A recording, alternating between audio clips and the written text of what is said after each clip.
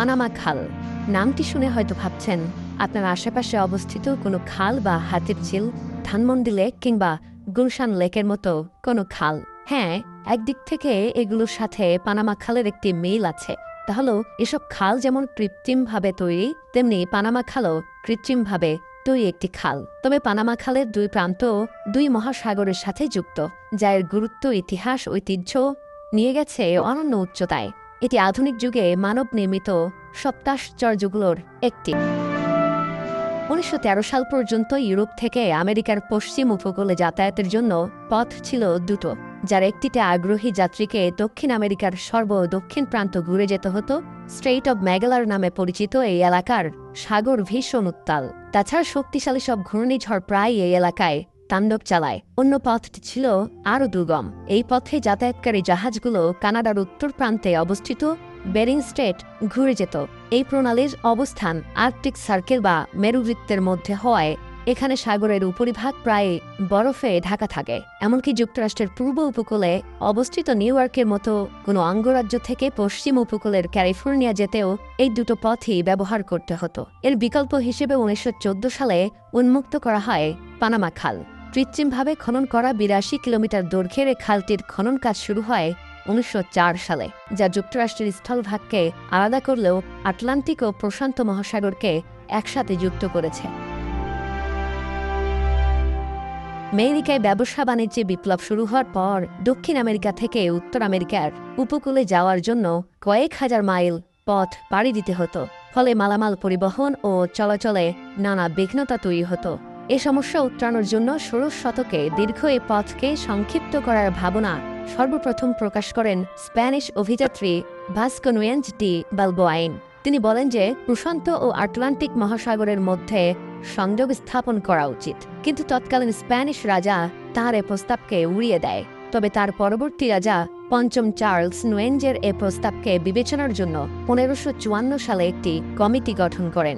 ওই অঞ্চলে জাহাজ চলাচলের মতো খাল খনন অসম্ভব জানিয়ে প্রতিবেদন জমা দেয় কমিটি। ফলে খাল খননের প্রস্তাব সেখানেই থেমে যায়।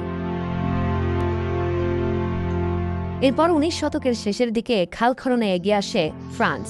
সমুদ্রপৃষ্ঠ থেকে প্রায় ৮৫ ফুট উঁচু এবং জঙ্গলাকীর্ণ হওয়ায় খাল খনন অত্যন্ত চ্যালেঞ্জিং জেনেও ১৮৮১ সালে খনন কাজ শুরু করে ফ্রান্স। কিন্তু অনুন্নত প্রযুক্তি আর প্রাকৃতিক প্রতিবন্ধকতা খাল খননে বাধা সৃষ্টি করে বন্ধ হয় খনন কাজ।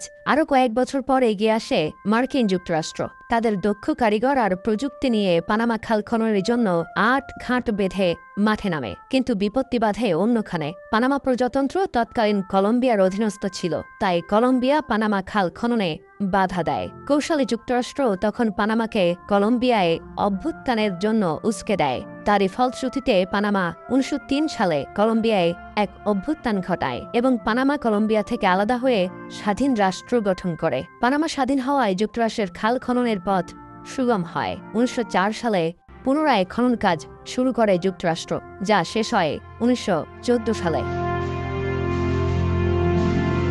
খালটি পানামা প্রজাতন্ত্রে অবস্থিত হলেও নির্মাণের পর থেকে সকল রক্ষণাবেক্ষণ এবং শুল্ক উত্তোলনের দায়িত্ব ছিল যুক্তরাষ্ট্রের হাতে।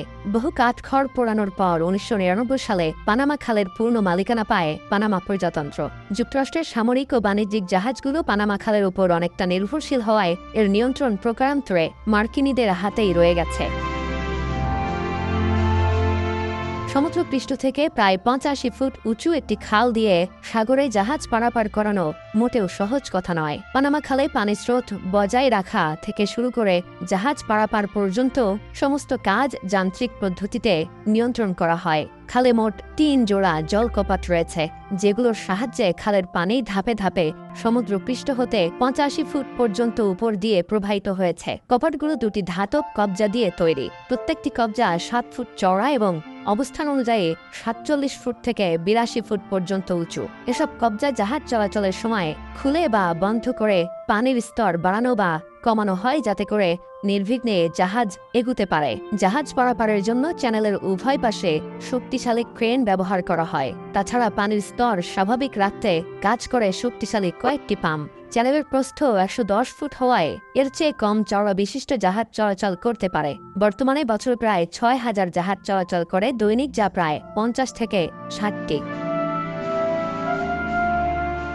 বিশ্ব বাণিজ্যের এক গুরুত্বপূর্ণ রুটের নাম পানামা খাল। এক পরিসংখ্যানে দেখা গেছে মার্কিন যুক্তরাষ্ট্রের প্রায় ৫৫% জাহাজ এই পথ দিয়ে চলাচল করে। বিশ্ব বাণিজ্যের ৫% সংগঠিত হয় এই পথ দিয়ে। এখানে চলাচলকারী জাহাজগুলিকে অবশ্যই টোল দিতে হয়। টোলের পরিমাণ জাহাজের ধরন, আকার ও পণ্য সম্ভারের উপর ভিত্তি করে নির্ধারণ করা হয়। এর মাধ্যমে পানামা প্রজাতন্ত্র বছরে প্রায় ৭০ থেকে ৮০ কোটি মার্কিন ডলার রাজস্ব আয় করে।